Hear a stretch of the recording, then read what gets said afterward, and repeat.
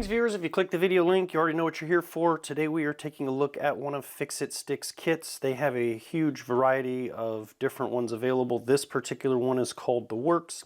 It's kind of the jack of all trades and has just a little bit of everything in it. So as usual, we're going to take a look at the retail packaging, what you get on the outside there, and then we'll do an unboxing, show you all the pieces that are in there. Then we'll get into each of the different tools and show you how the torque limiter works. And then I'll kind of give you my 2 cents on it after we are done with all that. So let's jump right into it. All right, so let's go ahead and open this thing up. This did come from Amazon, so the packaging may look a little bit different than if you buy it in a retail store. It does have this shrink wrap on here. It says this is a set. You can tell there's a couple things joined together in here. All right, so this is just trash. So we've got our main box with the set here. Looks like we've got a mini torque driver, which is our separate piece. And we've got a cleaning cloth in here. So this is smaller. Let's go ahead and open this up real quick. You get your little mini inch-pound torque driver here. We'll take a little bit better look at that when we start messing with this tool. And then we've got our instructions inside our little clamshell packaging. We'll put this aside with the cleaning cloth. All right, so then we've got our main packaging here. So as you can see, this is the little blue torque driver. And then we've got another red one in here that's got some different inch-pound settings. So the little blue inch-pound torque driver on here is listed from 6 to 25 inch-pounds. And then the red one that's shown on here says 15 to 65. So you've got a nice range of inch-pound settings with this whole set. So this is what the front of the retail packaging looks like. There's your side. The rear has a listing and description of all the individual items that come in here. We'll pull this stuff out and we'll take a look at it. And then there's just another view of what you get with it all inside the little kit. And then the bottom of the box.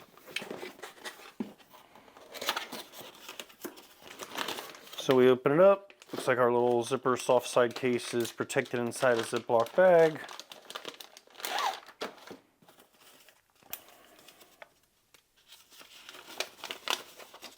And then we've got our specific instructions on our torque driver. Let's open up our zipper case here. Now the red torque driver is just floating around in here loose. This one's actually significantly beefier than the blue one. It's quite substantial in weight, but it's still a nice little compact size.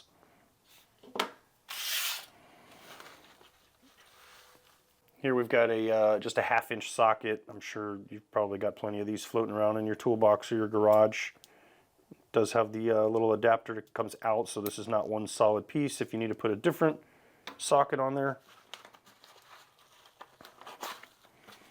Here comes our T-handle driver. It's got a hex head in each end here, so you can use whichever side you need. You can get a little bit of leverage using the long handle. This is just a plastic collar that spins so you can hold it while you turn. All right, so it looks like we have some space in here if you get some other bits that you need to add. I'm assuming that's also if you buy a different kit that has even more accessories, that's what's going to be filled. They're just using the same exact pieces here.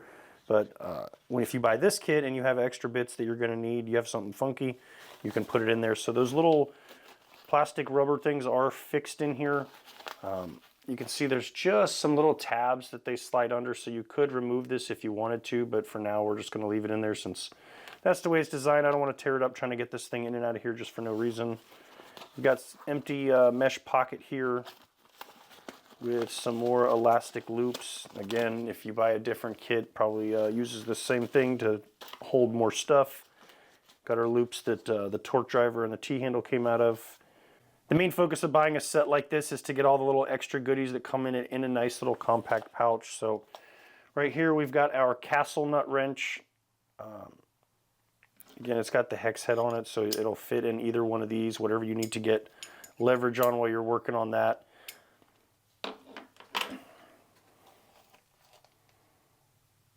This is a scraper for your bolt carrier. So this is going to go in there and remove the carbon off of that little tail piece. Again, all these have the little hex head to fit in your T-handle.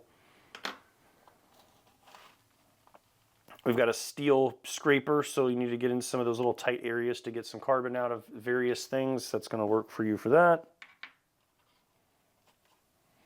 This is a 1911 bushing tool. If you don't have a 1911, this probably is not going to be of much use to you. You can just keep it in there for the heck of it in case you find somebody on the range that has one and needs it.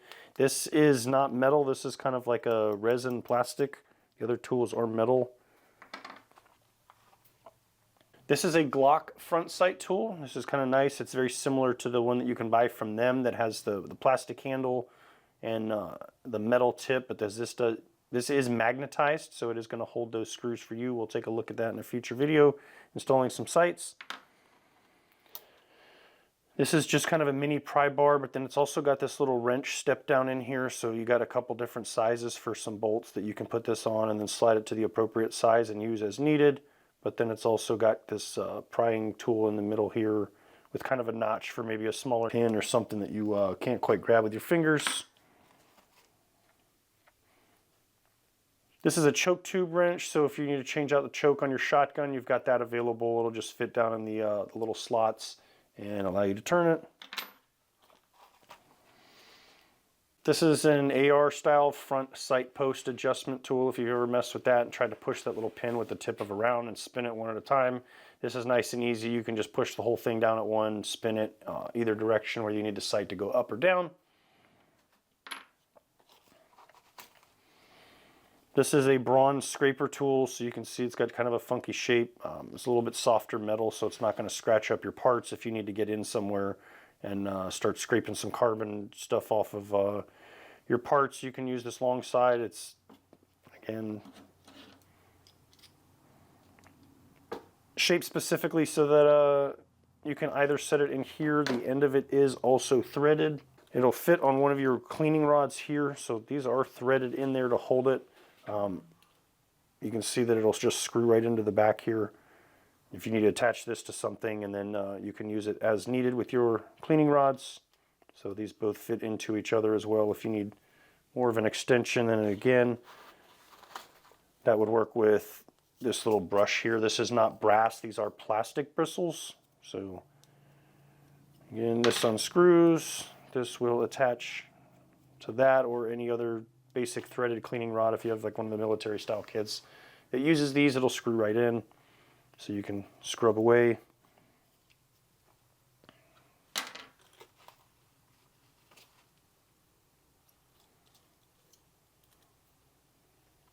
This is an 8/32 adapter, so basically what this will do is this will go in here and then allow you to screw it on. Not that you would need to since this fits down in here, but maybe if you need to attach the extension to this and then screw this on here, however you need to use it.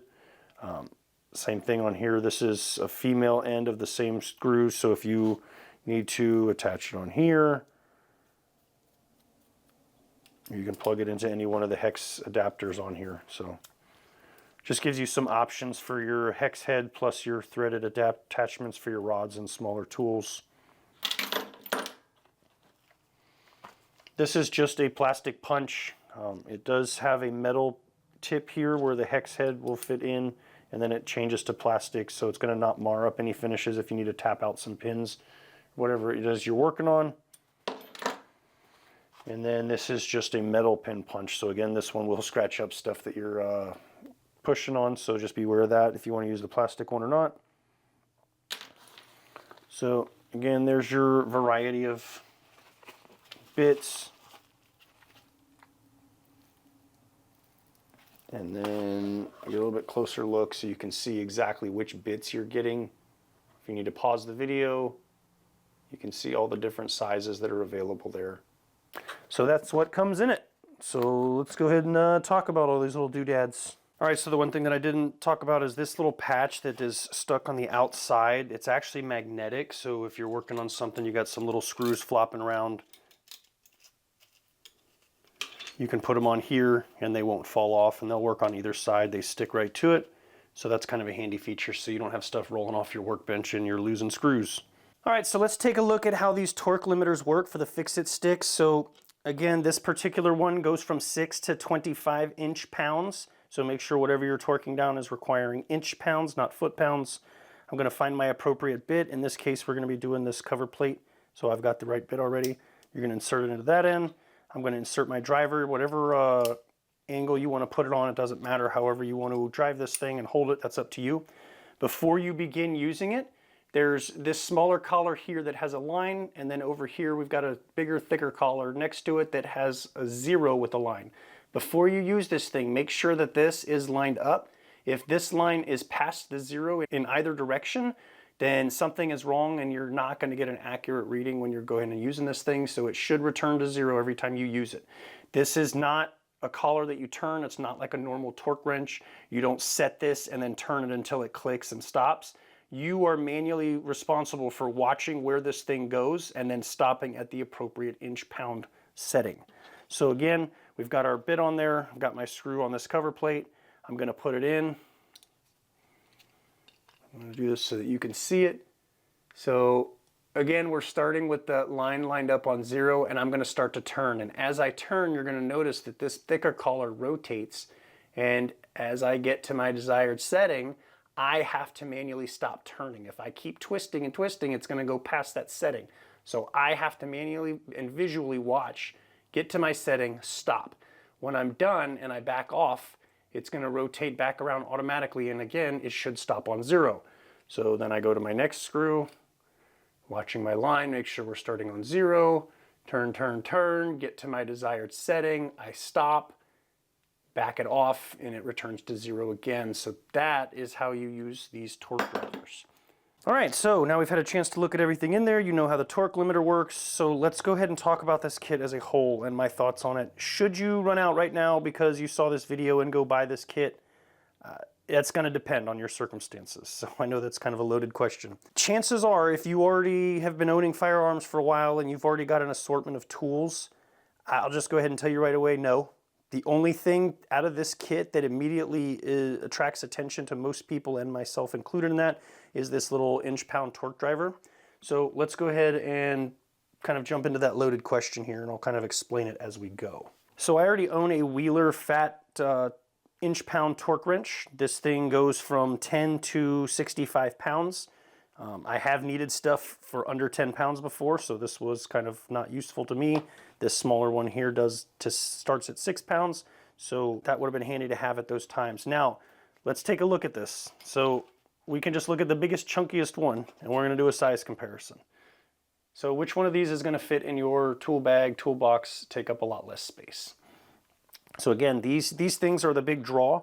And if you can just buy this, I would highly recommend buying the little T driver and one or both of these torque limiters. Those are absolutely handy anytime you're installing optics or mounts or some sort of small screws.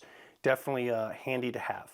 In terms of all the rest of this stuff in here, like I said, let's just take a look at the torque limiter on its own. So we've got a set of bits in here, we've got the wrench, and we've got this whole case. This whole thing is about the same exact size as this entire kit, but has so many more functions and pieces to it, which again is kind of the big draw. We've got a pry tool in this kit. I already own a pry tool. I already own a Glock front sight tool. There's a Glock front sight tool in this kit. It's got a carbon scraper in it. I've already got a scraper. Shotgun choke wrench. Carbon scraper. Castle nut wrench. Right here. I've got a driver and a whole bunch of screwdriver bits. Cleaning brush, rods, cleaning kit stuff. So as you can see, again, all this stuff kind of adds up and takes up a whole lot more space than this little compact kit. Now, so let's just say I'm working on a lower build and I need to put my castle nut on. I can assure you that if I have both of these things in my tool bench, I'm not going to reach for this. This isn't what I'm going to go for first. I'm going to go for the bigger, heavier duty tool that I can put a lot more force on and feel a lot more confident in a solid lockup than this kind of, I'm going to go ahead and call it, compared to this, a dinky little tool. Yes, it's probably going to get the job done, but I would feel much more confident using something that is purpose-built and a lot more solid and stable. And then again, that goes for many of these other things, like the choke wrench. I'm not going to reach for this in order to change the choke on my shotgun when I've got the actual original one that's designed for that. I've got 4 locking lugs on here instead of the 2, so which one do you think I'm going to reach for? Now, the purpose of this kit, in my opinion, is it's portable. It's Again, you can throw this in your range bag, you can leave it in your vehicle, you can throw it in your bug out bag, your supply cache, whatever, and it's going to have all the little stuff that you need. It's nice and compact. It's not going to take up as much space as having an entire tool bench worth of stuff. So again, I have this in my range bag. I go to the range, my buddies were shooting, and my buddy has his little garage built junk AR that he put together himself, and his castle nut starts getting loose. I can bust this kit out, and I feel like it's kind of... Again, it's called Fix It Sticks, so we're going to fix it. We're going to fix the problem. We're going to tighten that castle nut down a little bit.